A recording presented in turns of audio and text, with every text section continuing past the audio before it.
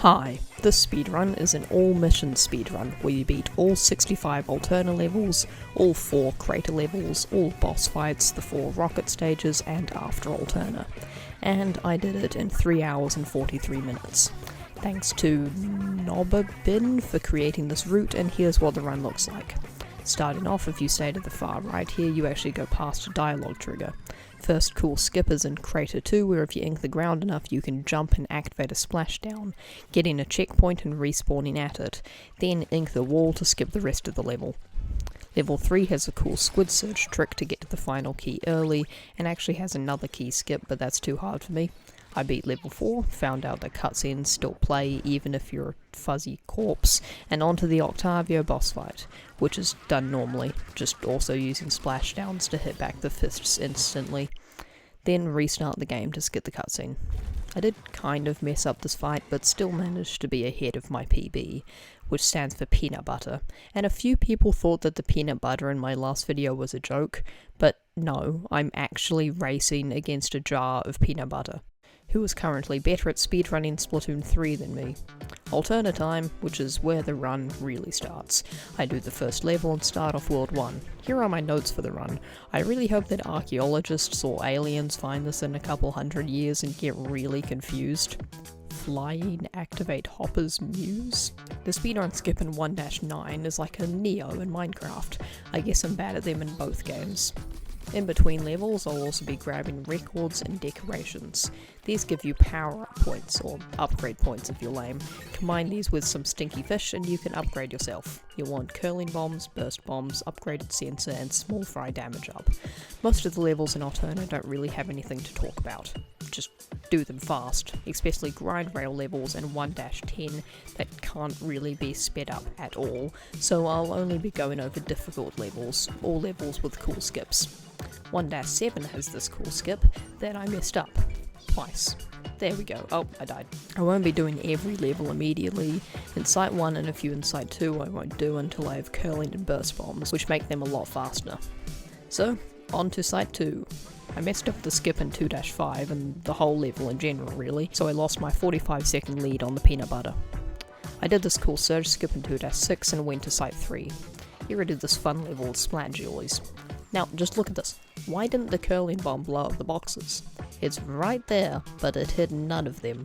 3-5. Choose the slosher, it really helps with those multi-kills, or multi-breaks. 3-7. Just look at this, at the end there are 3 small skips that look so cool when put together. Then we grab a few sardinium and upgrade. Wait, I forgot to upgrade. Then go to World 4. Do the only ooze skip in the speedrun, just so we can clear ooze. I like this part of 4-7 because it's faster just to ignore the enemies and do exactly the opposite of what Callie thought you did. Most of the levels in Site 4 aren't really that interesting until we get to Amusing a Bemused Muse. Saying this level's name is not the only thing that's hard to speedrun. The fastest weapon is the Splat Charger, letting you get multi-breaks. But this is also very easy to multi-break the wrong ones. But thankfully I didn't die, well, other than that one. It's a bird, it's a plane. Wait, no, those aren't birds. At the end you can jump off to hit the final 5 boxes before dying. You can actually do this with every box, but I can't do it with every box. I have a fully upgraded gun now, so I fought Shiver, same as in any percent really. Forgot to restart the game, and now I finished the rest of World 4. Didn't get the cool Squid Surge Zip Dash Faster Cycle launch thingy, and on to Site 5, where I got ahead of my peanut butter again. Now I can upgrade to burst bombs and curling bombs being very helpful in the next few levels, because they just ink a straight line, getting around so much faster. 5-8 has a few small skips like this one and this one, the last one I messed up. I finish off the last of the levels in Site 5, and go to simultaneously my least favourite and my most favourite site. Somehow. 6-2, ink this little sliver of wall so you can jump to it 5 seconds later and skip a few seconds. Another Neo. Got it. Here we go. Really hard level time. This one is limited ink, no main weapon, and if you take any damage, you die. It's really easy once you practice it.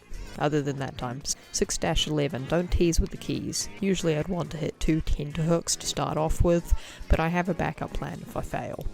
I don't have a backup plan for my backup plan, because my backup plan failed and I desperately ran around trying to kill this annoying big-mouthed octo monstrosity. 6-4, this level has 2 skips. The first one's quite well known, where you climb on these boxes to go over a wall, but then later you can climb up this wall somehow, skipping more of the level. Big man, while upgrading I also managed to get better sensor, which tells you exactly which big man is the real one, so this boss fight is now really easy. Now I go and finish the rest of the levels in Site 1 and 2 that I waited to get upgrades for, which are incredibly helpful in 1-4. This level has you going around collecting keys to unlock doors or to hit switches to get keys, but you only need to hit the 2 switches on the bridge to finish the level. And using curling bombs, you can link one switch and the other one can be cheesed with burst bombs, going right to the end right from the start. And I beat up Fry, who is the final Alterna level, and now we go to the rocket. But before, I also grabbed Small Fry damage up, using the Sardinium from Fry. This will be very helpful in After Alterna. Look how quickly he kills these enemies. I'm scared of him. I also had some spare power-up points, so I grabbed better curling bombs just because I could. I don't risk doing nether skip and do the rocket levels. Right here is a skip called Switch Skip, not only because it was discovered by Switch, but also because it skips a switch in Rocket 3. Now in all missions you're not supposed to do Switch Skip. Here's the reason why. I've read this several times and I still don't understand, but basically the game gets really confused and doesn't let you do After Alterna. So just don't do it. But now I get to show off some cool Rocket 2 strats, where we completely ignore the instructions from Nintendo and use all the wrong specials in all the wrong places. Like here, we kill the first 2 waves of bad guys with your gun and save the Trizuka for this row of bad guys. It's faster than using the Ultra Stamp. Inkvac takes forever, so just use Splat Bombs. And who has actually managed to kill these Stampers with the Triple In Strike? It's much more effective on the last group. And as for Rocket 3, well yeah, an auto-scroller. Rocket 4 has a fun out-of-bounds clip by sticking to a door as it's moving, then climbing up without the need to collect the Zapfish eggs. And then that's that done. Upgrading curling bombs actually helped on the staircase a bit, and now we get to the final boss of Splatoon 3, where I'm playing in 2.0 plus, meaning that menu storage cannot be done. And we actually have to fight Mr. Grizz. Boring. But he's pretty easy, especially with the gold Small Fry, and we beat the Octavio part normally. Now well ahead of the peanut butter. So that's it. All the levels, but one. To unlock After Alterna, you need to watch the whole credits to register the Mr. Grizz fight completed, but after, we can beat Splatoon 3's hardest level. The first section, called the Surge section, is the easiest. I won't be doing any really hard skips, only the ones that don't lose time if messed up, or are really easy. The second section is a grind rail, so this can't be sped up at all, only by not dying, which I nearly did right here. The third section is where Small Fry damage up comes into play. It extends the soaker blocks really quickly, and also there is this cool quick way to get to the top of this pillar. The second half also can't be sped up too much, and now we get to the actually difficult section, the Girl Power Station's Revenge. Small Fry damage up is also really helpful here. It can kill the Octolings really quickly. For the first 2 waves they're really easy after a lot of practice, so I rarely ever die. But the third wave is a lot harder, where the Octolings get special attacks. So my plan is just to play it safe and to hang out at the back and throw a salmon at any unsuspecting Octoling who wanders too close. And also spawn camping, of course. So that's After Alterna completed without any deaths. Now, it looks like the peanut butter is still beating me, but that's because when the peanut butter did its run, it thought there was a split for entering After Alterna, but there wasn't, and it just ended the run without noticing.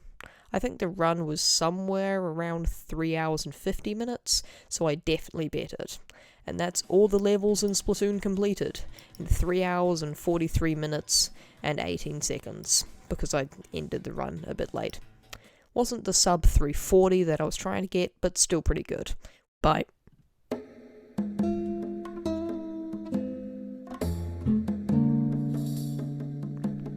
You like watching the dancing bean, do you?